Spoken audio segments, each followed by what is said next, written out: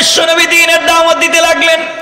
এক পর্যায়ে কালিমার দাওয়াত নবীজি যখন বাহিরা দিতে লাগলেন, কালিমার দাওয়াত দিতে লাগলেন, আল্লাহ বলছেন, বন্ধুরে তোমার সম্মান বাড়িয়েছি, কষ্ট দূর করেছি।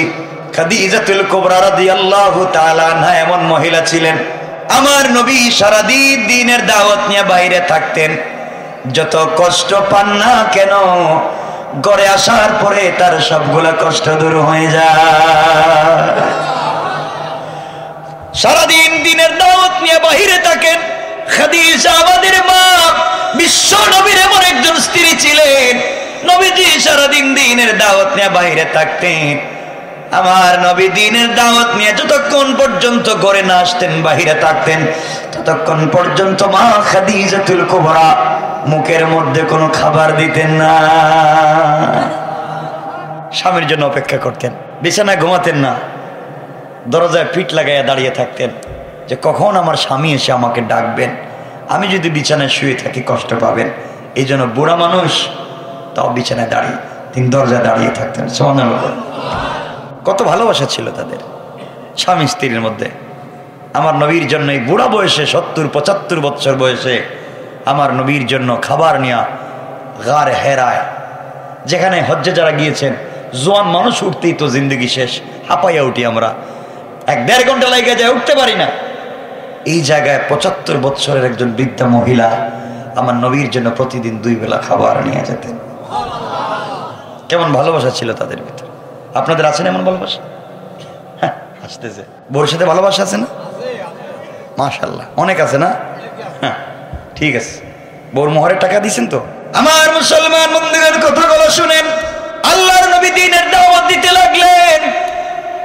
আল্লাহ বললেন, বন্ধুরে খাদিজার মাধ্যমে, তোমার চাচার মাধ্যমে তোমার বুকের চাপ এবং বোঝাকে আমি হালকা করে দিয়েছি। ও বন্ধু, আমি আল্লাহ তোমার সম্মানকে বাড়িয়ে দিয়েছি। কিছুদিন পরে যেই বৎসরে চাচা ইন্তেকাল করলেন, আমি ঘটনা বলবো না, শুধু সংক্ষেপ করে মূল বিষয় বুঝাবো। যেই বৎসরে আমার নবীর চাচা আবু তালিব ইন্তেকাল করলেন, নবীজি দ্বীনের দাওয়াত নিয়ে বাহিরে গেলে এখন ভয় পান, না জানি কে কখন কোথায় আমাকে আঘাত করে। কাফেরেরা ঐক্যবদ্ধ হয়ে গেল, তারাও চিন্তা করে মুহাম্মদের চাচা দুনিয়ার জমিনে নাই, চাইলে এখন কিছু করা যাবে। আমার নবীকে আঘাত করবার জন্য তারা ঐক্যবদ্ধ হয়ে গেল। কিছুদিন পরে এই বৎসরেই রাসূলের স্ত্রী আমাদের মা খাদিজাতুল কুবরা ইন্তেকাল করলেন। একই বছরে চাচা ইন্তেকাল করলেন, এই বছরে খাদিজাতুল কুবরা ইন্তেকাল করলেন। এবার নবীজি চিন্তা করলেন, ঘরের বাহিরে দুশমনের অভাব নাই, বাহিরে গেলে কেউ আমাকে সাপোর্ট দেওয়ার নাই, চাচা নাই, কে আমাকে দেখবে। কষ্ট পেয়ে ঘরে আসবার পরে খাদিজার চেহারার দিকে তাকালে সব কষ্ট তিনি ভুলে যেতেন। এই খাদিজাও ঘরের ভিতরে নাই। আল্লাহর কাছে বলছেন, আল্লাহ তাআলা আপনি যে 2 জিনিসের মাধ্যমে আমার সম্মান বাড়িয়েছেন, কষ্ট দূর করেছেন, দুটোটা আর একটাও তো এখন আর নাই। আল্লাহ তাআলা দ্বীনের দাওয়াত নিয়ে বাহিরে গেলে কষ্ট পায়, মানুষ আমাকে কষ্ট দিতে চায়। ঘরের ভিতরে আসলে শান্তি নাই, ঘরের ভিতরে আমার স্ত্রী নাই, কোথায় যাব? আল্লাহর রাসূল চিন্তা করলেন, আর তিনি মক্কায় থাকবেন না, মক্কা ছেড়ে চলে যাবেন। এই কথা চিন্তা করে বিশ্বনবী সাল্লাল্লাহু আলাইহি ওয়াসাল্লাম তায়েফের দিকে রওনা হয়ে গেলেন, নানার বাড়ি চলে যাবেন। আমার বন্ধুগণ, বিশ্বনবী আখিরি জামানার পয়গম্বর জনাবে মুহাম্মদুর রাসূলুল্লাহ সাল্লাল্লাহু আলাইহি ওয়াসাল্লাম তায়েফের দিকে রওনা হলেন। তায়েফের মানুষের কাছে কালিমার দাওয়াত দিতে লাগলেন আর বললেন, পড়ো আসলিম তাসলাম, ইসলাম কবুল করো, শান্তিতে থাকতে পারবা। দাওয়াত দিতে লাগলেন, কালিমার কথা বলতে লাগলেন। যেই নবীর শরীরে মশা মাছি বসাকে আল্লাহ হারাম করেছেন, এই নবীর শরীরে তায়েফের মানুষ কালিমা তো পড়লো না, উল্টা পাথর দিয়ে আঘাত করতে লাগলো, পাগল বলতে লাগলো, হাতে পায়ে দড়ি লাগাইয়া রশ্মি লাগাইয়া টানতে লাগলো। বিশ্ব নবী যার চেহারার দিকে তাকালে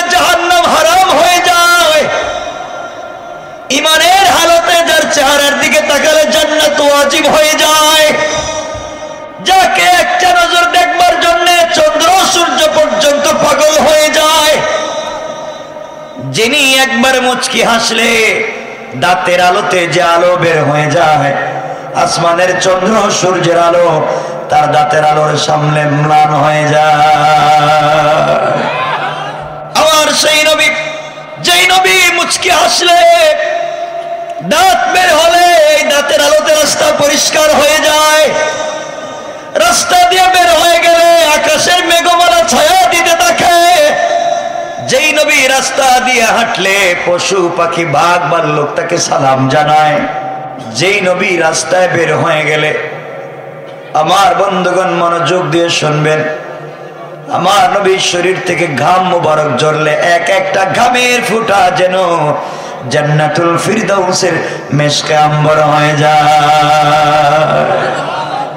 আমার বন্ধুগণ, আমাদের মা আয়েশা বলেন, আমি যখন কোথাও বের হয়ে যেতাম, মেহমান বাড়িতে যেতাম, প্রয়োজন পড়তো কোন সুগন্ধি ব্যবহার করার, আমি নবীজির শরীর থেকে যখন ঘাম ঝরত, ঘামগুলাকে শিশির মধ্যে জমা করে বোতলে রেখে দিতাম। কোথাও যখন প্রয়োজন পড়তো এই শিশি বা বোতলের মুখটা খুলে রসুলের ঘামটা বডিতে লাগাইয়া দিতাম। পুরা বডি জান্নাতুল ফিরদাউসের মিশকে আম্বরের ঘ্রাণ হয়ে যায়। আল্লাহু আকবার বলেন, আল্লাহু আকবার। আমার বন্ধুগণ, এই বিশ্ব নবী সাল্লাল্লাহু আলাইহি ওয়াসাল্লাম, এনে চিল্লাগেরা আপনাদের কষ্ট হচ্ছে? আমার বন্ধুগণ গভীর মনোযোগ, আল্লাহ পয়গম্বর তায়েফ চলে গেলেন, তায়েফে দ্বীনের দাওয়াত দিতে লাগলেন, মানুষ আঘাত করলো। কথাগুলা মনোযোগ দিয়ে শুনেন কি বুঝাতে চাই। আমার নবীকে আঘাত করলো, রক্তাক্ত করে দিল, বিশ্ব নবীর শরীর থেকে রক্ত ঝরলো, 3 জায়গায় তিনি অজ্ঞান হয়ে পড়ে গেলেন।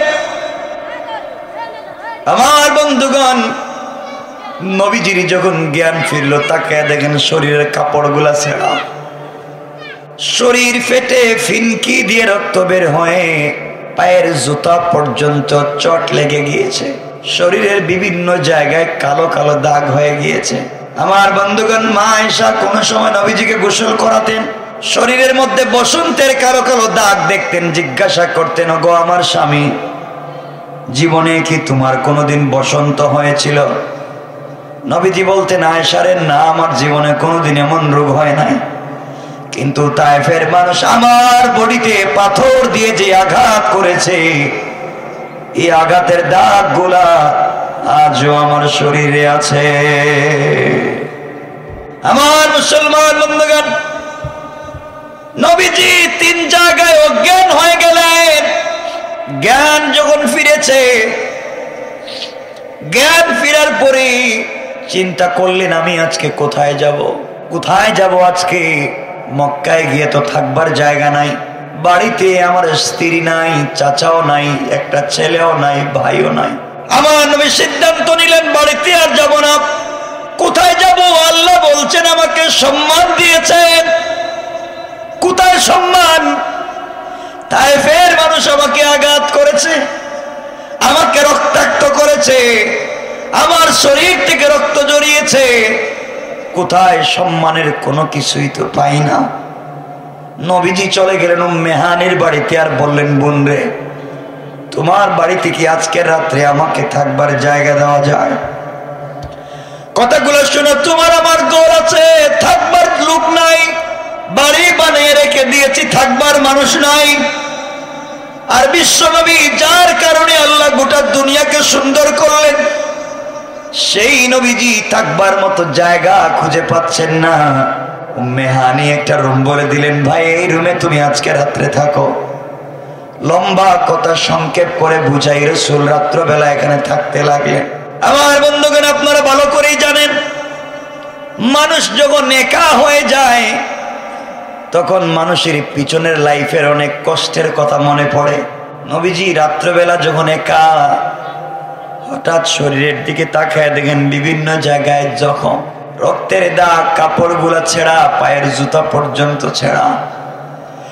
মনে পড়ে গিয়েছে, আজকে দুনিয়ার জমিনে আমার স্ত্রী নাই, দুনিয়ার জমিনে আজকে আমার চাচা নাই, দুনিয়ার জমিনে আজকে যদি আমার একটা ভাই থাকতো, হয়তো আজকে আমাকে যারা আঘাত করেছে আমার বলবার জায়গা থাকতো। আমার ভাইও নাই, আমার কোনো সন্তান ছেলে নাই। এইভাবে যখন কাঁদতেছেন আর আল্লাহকে ডাক দিয়ে বলছেন, আল্লাহ তাআলা আপনি না বলেছেন আমার সম্মান দিয়েছেন, ওয়া রাফা'না লাকা যিকরাক, আমাকে সম্মান দিয়েছেন। ওগো আল্লাহ, সম্মান কোথায়? আমি তো আর মায়ের খাচ্ছি, আঘাত খাচ্ছি, মানুষ পিটায়। আমার নবী উপরের দিকে দুটো হাত উঠায় ধরেছেন। আল্লাহ জিবরাইলকে ডাক দিয়ে বলছেন, জিবরাইল, আমার বন্ধুর চোখ থেকে যদি এই মুহূর্তে গাল ভিজে, দাড়ি ভিজে, মাটিতে চোখের পানি পড়ে যায়, আমি আল্লাহ তায়েফের একটা মানুষকে জিন্দা রাখবো না, দুনিয়ার মানুষকে আর রাখবো না। যে মানুষ আমার বন্ধুকে আঘাত করেছে, জিবরাইল চলে যাও। আমার বন্ধু মনে করতেছে আমি তার সম্মান দিলে তো আঘাত পাইল কেন? আমি বলেছি ওয়ারাফা'না লাকা যিকরাক, বন্ধু তোমার সম্মান দিয়েছি। জিবরাইল এই মুহূর্তে তুমি চলে যাও, আর আমার পরে আমার নবীকে যেই সম্মানটা আমি দিয়েছি, এই সম্মানটুকু এই মুহূর্তে আমার নবীকে বুঝিয়ে দাও। সুবহানাল্লাহ বলে জিবরিল আমিন দরজায় নক করলেন। আমার নবী ডাক দিয়ে বলছেন, কে? জিবরাইল বলছেন, ইয়া রাসূলুল্লাহ, ইয়া হাবিবাল্লাহ, পয়গম্বরে আরবি আমি জিবরাইল। কেন আসছো জিবরাইল? তুমি বলো কেন আসছো? ইয়া রাসূলুল্লাহ, আপনার সঙ্গে কিছু কথা বলতে চাই, চলেন ঘর থেকে বের হন। জিবরাইল, আমি কোথাও যাব না, বাহিরে গেলে মানুষ আমাকে মারে, আমার একটা ছেলে নাই, আমার একটা ভাই নাই, মানুষ আমাকে আঘাত করে রক্তাক্ত করেছে, আমি ঘরের বাহিরে যেতে চাই না। ইয়া রাসূলুল্লাহ, আপনি আমার সঙ্গে চলুন, আপনাকে নিয়ে যাব। এই কথা বলে বিশ্ব নবীকে জিবরিল আমিন নিয়ে গেলেন হাতিমে কাবায়। ওখানে নিয়ে আমার নবীকে শোয়া দিলেন। শোয়া দিয়া নবীজির বুকটা কাটলেন, বুকের ভিতর থেকে কি যেন বের করলেন। আমার তেলাওয়াতকৃত আয়াতের প্রথম আয়াত, সূরার ইনশিরাহের প্রথম আয়াতে আল্লাহ বলছেন, আলাম নাশরাহ লাকা সাদরাক, বন্ধু আমি কি তোমার সিনাকে কাটি নাই, সিনাকে বিদীর্ণ করি নাই? জিবরিল আমিন বিশ্ব নবীর বুকটা কাটলেন, ভিতর থেকে কি যেন বের করলেন, বের করে জমজমের পানি দিয়ে ভালো করে ধুইলেন, এরপরে আবার ভিতরে ঢুকাইয়া দিলেন। ইলম এবং হিকমত ভিতরে প্রবেশ করাইয়া আবার তিনি তাকে আগের মতো অপারেশন করে লাগাইয়া দিলেন। এবার বললেন, বিশ্ব নবী আপনি বলুন তো আগের মতো কষ্ট হচ্ছে কিনা? নবীজি বললেন, জিবরাইল তুমি কি করেছো? আমার বুকটা তুমি কেটেছো, কি বের করে জমজমের পানি দিয়ে ধুয়েছো, কি যেন আবার ঢুকাইয়া দিয়েছো? জিবরিল আমিন বলছেন, ইয়া রাসূলুল্লাহ, স্বর্ণের তস্তরিতে করে জান্নাতুল ফিরদাউস থেকে এই যে মখমলের কাপড় দিয়ে পেঁচাইয়া ইলম এবং হিকমত নিয়ে এসেছি, আর এটাই এই মুহূর্তে আপনার ভিতরে আমি ঢুকাইয়া দিলাম। সুবহানাল্লাহ বলে আমার নবীর কি সম্মান! আমার বন্ধুগণ, এবার জিবরিল আমিন বলছেন, ইয়া রাসূলুল্লাহ আপনি বলেন তো কষ্ট কি মনে হচ্ছে নাকি ভাল লাগতেছে? জিবরাইল বলছে, জিবরাইলকে আমার নবী বলছেন, ভাই জিবরাইল রে, এতক্ষণ পর্যন্ত মনের ভিতরে যত ব্যথা ছিল, দুঃখ ছিল, তুমি জানি কি করেছো, আমার সকল দুঃখ দূর হয়ে গেছে, মনে এখন শান্তি পাই। ইয়া রাসূলুল্লাহ এই শান্তি পাইলে চলবে না, আপনাকে আরেকটু দূরে নিয়ে যাব। আপনি না আজকে আল্লাহকে বলছেন, আল্লাহ আপনারা কি সম্মান দিয়েছে আপনি দেখেন নাই, আপনি মায়ের খেয়েছেন, কি সম্মান দিয়েছেন, আপনাকে এখন সম্মান দেয়া হবে। জিবরাইল কোথায় যাব? চলেন না আমার সাথে। এই বলে জিবরাইল আমার নবীকে নিয়ে চললেন বাইতুল মুকাদ্দাসের দিকে। বাইতুল মুকাদ্দাস প্যালেস্টাইন, ফিলিস্তিন বা প্যালেস্টাইনের দিকে যেতে লাগলেন। ফিলিস্তিন, জেরুজালেম, বাইতুল মুকাদ্দাস পৌঁছে গেলেন। জিবরাইল এখানে নিয়ে আসছো কেন? তুমি জানো না আমি কত কষ্টে ছিলাম? এখানে কেন নিয়ে আসছো এত দূরের মসজিদে? ইয়া রাসূলুল্লাহ আপনি জানেন না পয়গম্বরে আরবি আপনার সম্মান আল্লাহ দিয়েছেন। আল্লাহর পরে আসমানের নিচে জমিনের উপরে এত সম্মান আর কাউকে দেন নাই যে সম্মান আল্লাহ আপনাকে দিয়েছেন। এই সম্মানটুকু এই মুহূর্তে বুঝাতে চাই। ওগো পয়গম্বরে আরবি, আপনি দেখেন তো এরা কারা? হযরতে জিবরিল আমিন বলছেন, পয়গম্বরে আরবি আদম থেকে নিয়ে ঈসা নবী পর্যন্ত যত পয়গম্বর আল্লাহ পৃথিবীতে পাঠিয়েছিলেন, সকল নবীদেরকে আপনার সম্মানে আল্লাহ বাইতুল মুকাদ্দাসে হাজির করেছেন। কোন সুবহানাল্লাহ। সবাই দাঁড়িয়ে আছেন, গভীর রাত্রে 2 রাকাত নফল সালাত পড়তে হবে।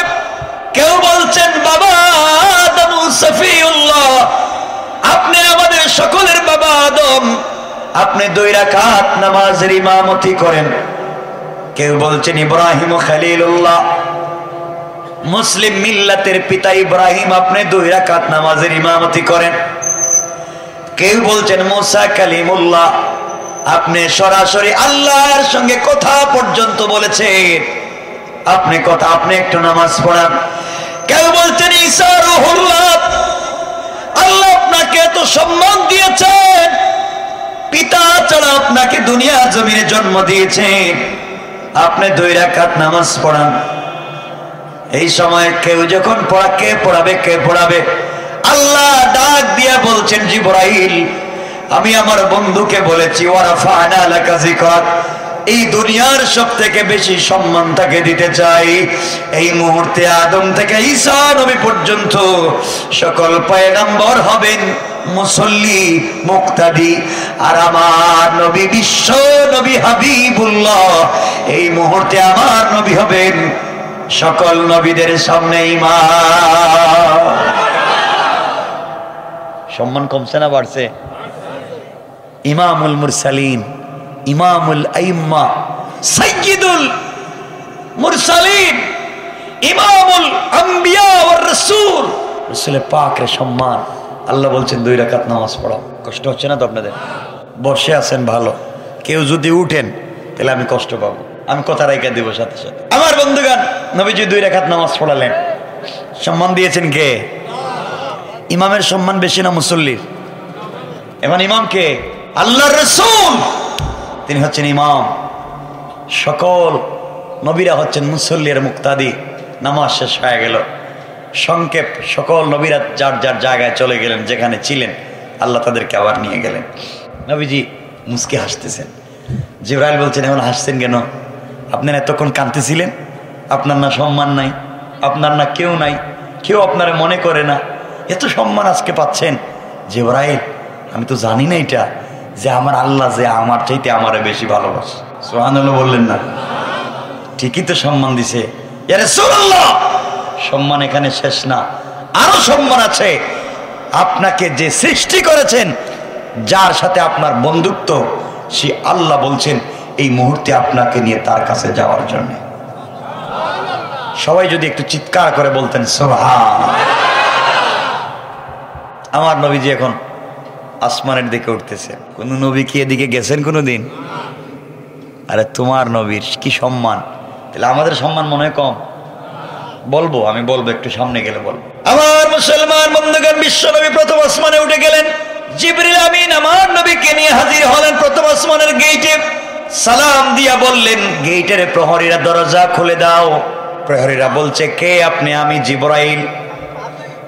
বেয়াদবি মাফ করবেন, আমি দরজা খুলে দিতে পারবো না। কেন দরজা খুলে দিতে পারবে না? ও জিবরাইল, আল্লাহ পৃথিবীর সৃষ্টির দিন থেকে নিয়ে আজকে পর্যন্ত প্রথম আসমানের গেট থেকে নিয়ে একবারে বাইতুল মুআম্মর পর্যন্ত, আরশে মুআল্লা পর্যন্ত আমার আল্লাহ ডিজাইন করেছেন, ডেকোরেশন করেছেন, সিস্টেম করেছেন, লাল গালিচা বিছিয়ে রেখেছেন। জান্নাতুল ফিরদাউস থেকে সুন্দর সুন্দর ঝাড়বাতি এনে লাগাইয়া রাখছেন। জান্নাতুল ফিরদাউস থেকে মেশকে আম্বর ছিটাইয়া রাখছেন। কাঁচা ফুল দিয়া লাল গালিচা বিছাইয়া রেখে দিয়েছেন। আপনার জন্য দরজা খুলে দেওয়া যাবে না, এই পথ দিয়া যাবেন তার বন্ধু বিশ্বনবী মুহাম্মদুর রাসূলুল্লাহ। জিবরাইল, দরজা খুলে দেওয়া যাবে না। জিবরাইল ডাক দিয়া বলছেন, ফেরেশতারা, প্রহরীরা, তোমরা যার কথা বলে দরজা বন্ধ করে রেখে দিয়েছো, সেই বিশ্বনবী এই মুহূর্তে আমার সাথে আছেন। আল্লাহ পারমিশন দিয়েছেন, দেখা করতে যাবেন। তোমরা দরজা খুলে দাও। আল্লাহু আকবার। আসমানের প্রহরীরা দরজা খুলে দিল, আহলান সাহলান বলতে লাগলো। আমার নবীজি দুনিয়ার ছেঁড়া জুতা ছেঁড়া কাপড় পরে প্রথম আসমানে উঠে গেলেন। উঠে তাকাইয়া দেখেন আর মুস্কি হাসতেছেন। জিবরিল আমিন বলছেন, ইয়া রাসূলুল্লাহ হাসেন কেন? আমার নবী বলছেন, ও জিবরাইল এই জন্য হাসি, তুই তাকাইয়া দেখ আসমানের ডিজাইনটা একটু তাকাইয়া দেখ। আল্লাহ যে ডিজাইন করছে, যেই জায়গায় আমার নাম লিখে রেখে দিয়েছে, যেই জায়গায় আল্লাহর নাম রেখে দিয়েছে, এমন কোন জায়গা নাই, এমন কোন জায়গা নাই আসমানের যেই জায়গার ডিজাইনটা আমার নাম দিয়া বানায় না। আমার আল্লাহ ডাক দিয়ে বলছেন, ওয়ারাফানা লাকা যিকরাক, বন্ধুরে শুধু আসমানের ডিজাইন তোমার নাম দিয়া করি নাই, এই আমি আল্লাহ আসমান জমিন লৌহ কলম জান্নাত আরশ কুরসি যা কিছু সৃষ্টি করেছি, দুনিয়ায় যা আছে সবকিছু খুঁজলে দেখা যাবে সবগুলো আমি আল্লাহ তোমার নাম দিয়ে ডিজাইন করেছি। আমার বন্ধুগণ, নবীজি উঠতে লাগলেন উপর দিকে। অনেকের সঙ্গে দেখা হয়েছে, অনেক কথা হয়েছে, এটা আমার বিষয় না। আমার বিষয় ওরা ফাইনালেকে জিকর, শুধু সম্মান বুঝানো। মনে রাখবেন আপনারা, এখানকার ঘটনা উদ্দেশ্য না। আমার নবী উঠতে লাগলেন, প্রত্যেক আসমানে নবীদের সঙ্গে দেখা হলো, বিভিন্ন বিষয় কথা হলো, ওটা বিষয় না। আমার নবীজি যেতে যেতে যেতে যেতে চলে গেলেন জান্নাতুল ফিরদাউসে। জান্নাতুল ফিরদাউসের গেটে যাওয়ার পরে নবীজি বললেন, ও জিবরাইল এটা কি? ইয়া রাসূলুল্লাহ এটা জান্নাতুল ফিরদাউস। ওই যে ওমরের বাড়ি, এই যে আবু বকরের বাড়ি, ওখানে আপনি থাকবেন। নবীজি তাকাইয়া দেখতেছেন, বাড়ির ডিজাইনগুলা দেখতেছেন। হঠাৎ করে জিবরিল আমিন সামনে গিয়ে দেখেন নবীজি আরো পিছনে, ডাক দিয়ে বলছেন, ইয়া রাসূলুল্লাহ আপনি এত পিছনে পড়ে গেলেন, সামনে আসেন। নবীজি এতটুকুন হাসলেন যেন তার দাঁত দুইটা বের হয়েছে, হাত এত উঁচা করেছেন যেখানে বগল পর্যন্ত দেখা যায়।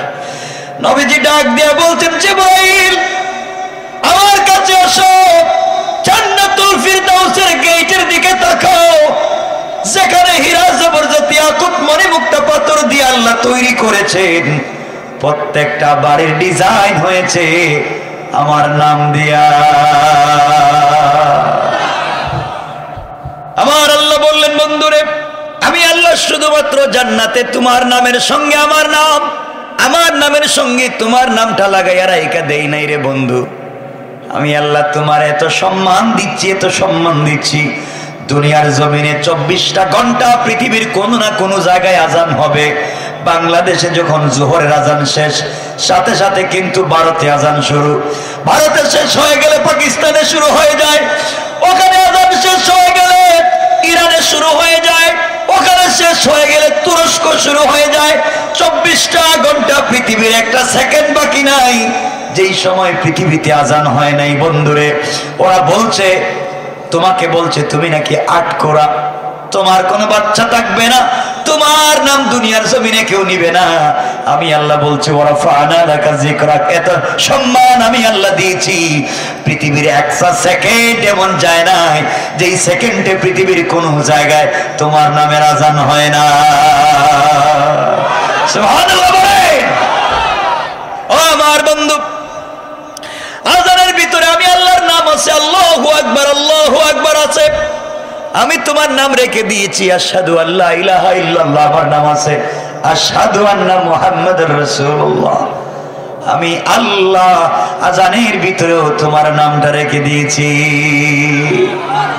ও আমার বন্ধু, মানুষ যখন নিচ থেকে উপর দিকে উঠবে, উপর থেকে নিচ দিকে নামবে, ওই জায়গায় জিকির করলে তোমার নামের, আমার নামের সঙ্গে তোমার নাম লিখে দিয়েছি।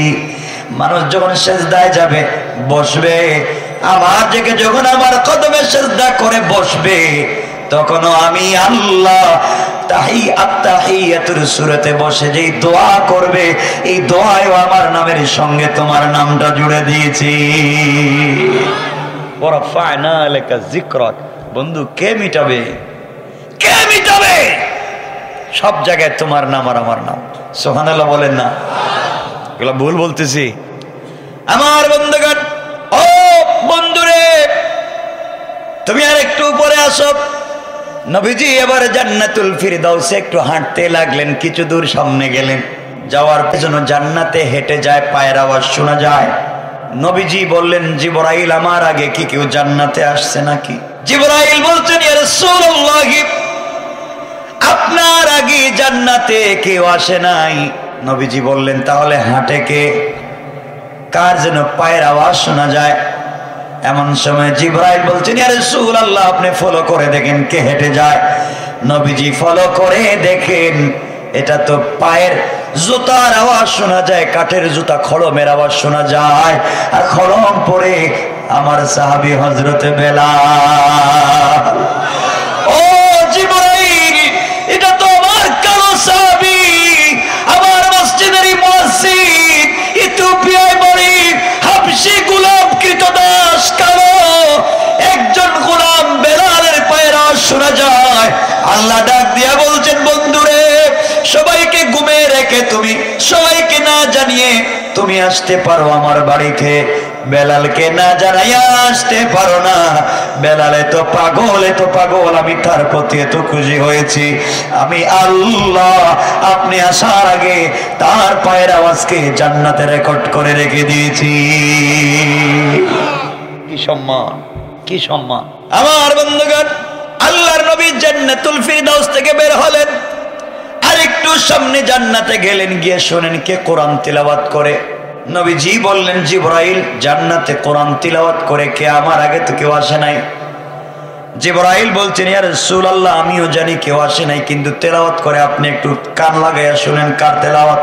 এবার নবীজি লক্ষ্য করলেন, লক্ষ্য করে শুনেন, নবীজির একজন ছোট্ট সাহাবী, গরিব মানুষ, ক্ষেত খামারে কাজ করেন, গরিব ছেলে, যার নাম হারিসা ইবনে নোমান। নবীজি বলতেছেন, জিবরাইল, তো হারিসা ইবনে নোমানের কণ্ঠের তেলাওয়াত শোনা যায়।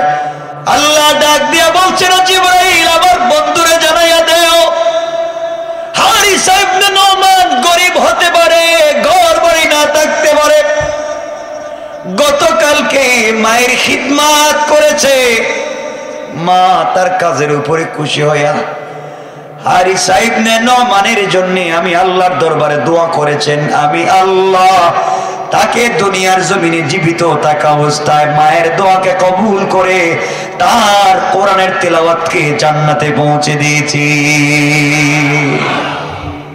এজন্য যুবকদেরকে বলছি, বাইরে শোনো, মা বাবাকে ভুলে যাইও না, মা বাবার খিদমত করো। তোমাকে বড় করতে তোমার বাবা মাতার গাম পায়ে ফেলে, তোমাকে মানুষ করবার জন্য জমিনে কাজ করে, বৃষ্টিতে কাপড় ভিজে রোদে শুকায়, বাড়িতে এসে খাবারের টাইম পায় না, জমিনে বৈশা বৈশা দুপুরের খাবার খায়। তোমার মা মানুষের বাড়িতে বাড়িতে কাজ করে তোমাকে মানুষ বানায়, আর বিয়ের পরে বউর কথা শোনো, শ্বশুর শাশুড়ির কথা শোনো, নিজের মা বাবার কথা যখন তুমি শুনো না, তোমার মতো নিমুখ হারাম আর হতে পারে না। ঠিক কিনা বলেন? এগুলো আছে আপনাদের এলাকায়? আমার বন্ধুগণ, এবার বিশ্বনবী জাহান্নামে গেলেন, ভয়াবহ অবস্থা দেখেছেন, সেগুলা বর্ণনা করবার মতো সময় নাই। বিশ্বনবী ওখান থেকে বের হয়ে গেলেন সিদরাতুল মুনতাহায়। সিদরাতুন মানে বড়ই গাছ, কুল গাছ, মুনতাহা মানে পৃথিবীর শেষ প্রান্তরের ইন্তেহা, অর্থাৎ পৃথিবীর শেষ প্রান্তরে আল্লাহ একটা বড়ই গাছ লাগাইয়া রাখছেন, যেটাকে বলে সিদরাতুল মুনতাহা। আমার নবী ওখানে গেলেন, এক একটা বড়ই 10 মণ থেকে 70 মণ ওজন। সুবহানাল্লাহ বললেন না? আরেকটু জোরে বলেন না। আমার নবী বড়ই গাছের নিচে গিয়ে বড়ই হাত দেয়া, বড়ইর পাতা হচ্ছে এক একটা পাতা হাতির কানের চাইতে বড়। হাতির কান ছোট? হাতির কান কি ছোট? বড়, হাতির কানের চাইতে বড়। আমার নবী গাছের গোড়ায় গিয়া পাতার মধ্যে হাত দেন, ফলে হাত দেন আর হাসেন। জিবরিল আমিন বলছেন, ইয়া রাসূলুল্লাহ, হাসেন কেন? ও জিবরাইল, আল্লাহ যে আমাকে তো ভালোবাসে জানি না, সব জায়গায় তো আমার নাম লিখে রাখছে। সিদরাতুল মুনতাহার বড়ই গাছের পাতায় পাতায়, ফলে ফলে সকল জায়গায় আমার নাম লিখে রেখে দিয়েছে। ওয়ারাফা'না লাকা যিকরাক, সম্মান দিয়েছেন কে? আমার বন্ধুগণ, এবার জিবরিল আমিন বলছেন, ইয়া রাসূলুল্লাহ আপনি আসেন। আবার নবীকে নিয়ে গেলেন। কিছু দূর নিয়ে যাওয়ার পরে একটা জায়গায় দাঁড় করাইয়া বলছেন, পয়গম্বরে আরবি আপনি ওখানে দাঁড়াইয়া যান, এখান থেকে আমি চলে গেলাম, আপনি আমাকে আর পাবেন না। আমার পাসপোর্ট আছে, পাসপোর্টে ভিসা আছে, ভিসার মেয়াদ আছে, কিন্তু যেই রাস্তা দিয়ে আপনি এই মুহূর্তে যাবেন, রোড দিয়ে যাবেন, রোড পারমিট আমার কাছে নাই। পয়গম্বরে আরবি আপনি ওখান থেকে একা একা যাবেন, আমি যাব না। নবীজি বলছেন, জিবরাইল কি বলো, তুমি ঘুম থেকে উঠে আমাকে একা নিয়ে আসছো, ওখানে আমাকে একা রেখে যাবে, তুমি কোথায় যাবে? আমার যে ভয় হয়। জিবরাইল ডাক দিয়ে বলছেন, পয়গম্বরে আরবি যে আল্লাহ আপনাকে বন্ধু বানিয়েছে, যে আল্লাহ আপনাকে এই পর্যন্ত নিয়ে আসতে আমাকে বলেছেন, এই আল্লাহ তার কুদরতের হাত দিয়া ওই জায়গা থেকে আরশে মুআল্লা পর্যন্ত একটা রাস্তা করেছেন। এই রাস্তা দিয়া পৃথিবীর কেউ যেতে পারবে না, একমাত্র পা দিবেন আপনি বিশ্বনবী। সুবহানাল্লাহ, একটু জোরে পড়েন সুবহান। ইয়া রাসূলুল্লাহ আপনি যাবেন, আপনার সম্মান। পৃথিবীতে কেউ এই রাস্তা দিয়ে যায়ও নাই, কিয়ামত পর্যন্ত যাবেও না, আপনার পরে রাস্তাও থাকবে না। ওয়ারাফা'না লাকা যিকরাক, ওইটা আপনার সম্মান। নবীজি ওখানে দাঁড়ায় আছেন। হঠাৎ একা তো মনে পড়েছে, হারে আজকে আমার কত সম্মান, কোথায় জমিনে ছিলাম, আস্তে আস্তে সিদরাতুল মুনতাহায় এত সম্মান। আজকে যদি আমার স্ত্রী খাদিজা থাকতো কত খুশি হইতো, আজকে যদি আমার চাচা থাকতেন তাহলে হয়তো ওগুলো দেখে কালিমা পড়ে মুসলমান হইতেন। নবীজি এগুলো নিয়ে চিন্তা করতেছেন। হঠাৎ করে রাসূলের পাক ইসলামের নজর গেছে নিজের পায়ের দিকে, তাকায়া দেখেন পায়ের মধ্যে ছেঁড়া জুতা। আর এই ছেঁড়া জুতা নিয়ে আরশে মুআল্লা পর্যন্ত যাব, আল্লাহর বাড়িতে জুতা নিয়ে? মনে পড়েছে মুসা কালিমুল্লাহর কথা। আমার বন্ধুগণ, মুসা কালিমুল্লাহ আল্লাহর সঙ্গে দেখা করবার জন্য তুর পাহাড়ে গিয়েছিলেন। আল্লাহ বলছেন, মুসা ওইটা পবিত্র পাহাড়, তুরে সাইনা জুতা নিয়ে আসা যাবে না। আবার আল্লাহ বললেন, ফাখলা'না আলাইকা ইন্নাকা বিল ওয়াদিল মুকদ্দাস তাওয়া। ও মুসা, ওইটা পবিত্র পাহাড়, জুতা নিয়ে এখানে আসা যাবে না, জুতা খুলে আপনি এখানে আসেন। নবীজি চিন্তা করলেন, মুসা আলাইহিস সালামকে জুতা নিয়ে আল্লাহ তুর পাহাড়ে যেতে দেয় নাই, আর আমি জুতা নিয়ে কেমনে আরশে আজিমে যাই? এই চিন্তা করে আমার নবী জুতা খুলে রেখে দিলেন। আমার বন্ধুগণ, যেদিন মুসা আল্লাহর সঙ্গে কথা বলবার জন্য তুর পাহাড়ে গিয়েছেন, আল্লাহ রব্বুল ইজ্জতুল জালালকে মুসা বলছেন, ওগো আল্লাহ তাআলা, আমি আপনার সঙ্গে কথা বলবার জন্য তুর পাহাড়ে এসেছি, আপনার কাছে আমি জানতে চাই আমি কোথায় দাঁড়িয়ে আছি আর আপনি কোথায় আছেন? আল্লাহ ডাক দিয়া বললেন, মুসা তুমি বলো আমি কোথায় আর তুমি কোথায়, তুমি বলো। মুসা বলছেন, আল্লাহ তাআলা আমার মন বলতেছে আমি তুর পাহাড়ের নিচে, তুমি তুর পাহাড়ের উপরে। আল্লাহ বলছেন, মুসা না না, তুমি তুর পাহাড়ের নিচে, আমি তুর পাহাড়ের উপরে না, বরং তোমার আর আমার মধ্যখানে রয়েছে 70,000 নূরের পর্দা। মুসা আল্লাহকে বলছেন, ওগো আল্লাহ তাআলা, আপনার কাছে জানতে চাই দুনিয়ার জমিনে সরাসরি কি আপনি কারোর সঙ্গে কথা বলবেন? কারোর সঙ্গে কি সরাসরি কথা বলবেন?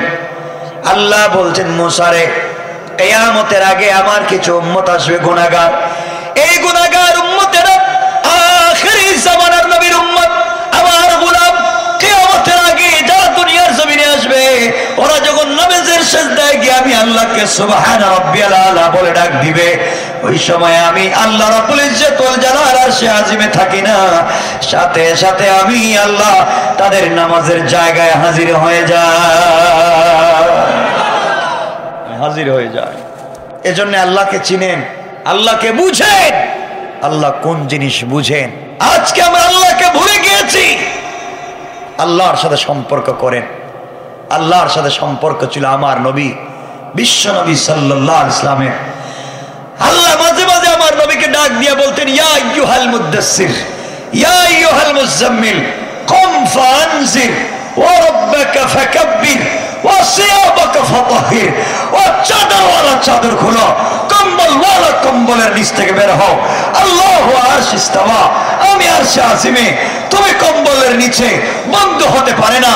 লা তাখুযুহু সিনাতুন ওয়ালা নাওম, আমি আল্লাহ ঘুমাই না, তুমি কম্বলের নিচ থেকে বের হও, আমাকে একটাবার ডাক দাও, আমি আল্লাহ তোমার নামাজের জায়গায় হাজির হয়ে যাই। সে আল্লাহকে আপনাকে আমাকে চিনতে হবে, সে আল্লাহকে আপনাকে আমাকে চিনতে হবে। রাসূল পাক সাল্লাল্লাহু আলাইহি ওয়াসাল্লাম এখানে দাঁড়িয়ে আছেন। দীর্ঘ কথা আমরা সংক্ষেপ করে বলি, এক পর্যায়ে আল্লাহ রাসূল সাল্লাল্লাহু আলাইহি ওয়াসাল্লাম পৌঁছে গেলেন, একবারে আল্লাহর কাছাকাছি পৌঁছে গেলেন। অনেকগুলো রিওয়ায়াত আছে, আমরা একটা শুধু বর্ণনা করি। আল্লাহর কাছাকাছি পৌঁছে গেলেন, আল্লাহর একবারে কাছাকাছি। ফাকাবা কাউসাইনি আও আদনা, ধনুক বাঁকা করলে যত কাছে আসে এত কাছাকাছি পৌঁছে গেলেন। নবীজির সঙ্গে আল্লাহর কথা হচ্ছে। কার কথা হচ্ছে? আল্লাহ এবার জিজ্ঞাসা করতেছেন, বন্ধু আসছো তুমি আমার এখানে, অনেক দূর থেকে আসছো, দুনিয়ার থেকে তোমার নিয়ে আসলাম, কাছাকাছি আসছো, খারাপ লাগতেছে নাকি? নবীজি মুস্কি মুস্কি, তাহলে লম্বা করার দরকার নেই, আপনাদেরকে কষ্ট দেওয়ার দরকার নেই। শোনেন, নবীজি সাল্লাল্লাহু আলাইহি ওয়াসাল্লাম ওখানে গেলেন। আল্লাহ জিজ্ঞাসা করতেছেন, বন্ধু তুমি যে আসলে আমার এখানে, হাসতেছো কেন? নবীজি বলছেন, ইয়া আল্লাহ তাআলা, আমি হাসবো না কেন? আপনার এই এখানে এসে দেখি আরশে মুআল্লার পুরাটা আরশে মুআল্লাকে ডিজাইন করছেন আপনার জাত দিয়া, আপনার চেয়ার যেটা আছে সব তো আমার নাম লেখা। সুবহানাল্লাহ বললেন না? বন্ধু এগুলা তো তোমার নামের সম্মান আর ইজ্জত। এই বলে আল্লাহর সঙ্গে আল্লাহ রসুলের কথা শুরু হলো। এখানে অনেক কথা বলছেন, আল্লাহ রসুলকে আল্লাহ বলছেন আপনি কি নিয়ে আসছেন, এখানে অনেক কথা। আমি যেটা বোঝাতে চাইছিলাম সম্মান, রসুল পাক যখন জুতা খুলছিলেন তখন আল্লাহ যে সম্মান দিতে চাইছিলেন, যে কথাগুলো বোঝাতে চাইছিলেন, এগুলো থাকো, আমরা সামনের দিকে যাওয়ার দরকার নেই। আলোচনা অনেক লম্বা, রাত্রে হয়েছে 11:30, আপনাদের কষ্ট হচ্ছে। এখন এখানে বিষয় থাকো। আমি কি বলবো বলছিলেন, কি বলবো? মসজিদে কি চাইবো? টাকা পয়সা, 5,000 10,000, আর লম্বা করা যাবে না। শুনেন, কথা বুঝেন। মাত্র একটা জায়গায় আমরা যাচ্ছি, ওখানে গেলে আল্লাহ দেখাবেন ওরা ফান এলাকা জিক্র কেমন, ওখানে কিছু কথা হবে, উম্মতের জন্য কিছু বিষয়ে আল্লাহ জিজ্ঞাসা করবেন। তো রসুলের পাককে প্রশ্ন করার পরে রসুল উত্তর দিবেন না, আল্লাহ রসুলকে সালাম দিবেন, তিনি উত্তর দিবেন না। তারা আল্লাহ বলবেন কেন উত্তর দিবেন না? রসুলের পাক সাল্লাল্লাহু বলবেন, আল্লাহ তোমার কথার কেমনে উত্তর দিই আমি? একটা বারো আপনি আমার কথা জিজ্ঞাসা করলেন, খাদিজার কথা, ফাতেমার কথা, পরিবারের কথা সব বুঝি, কিন্তু আপনি একটা বারো আমার গুনাহগার উম্মতের কথা জিজ্ঞাসা করলেন না।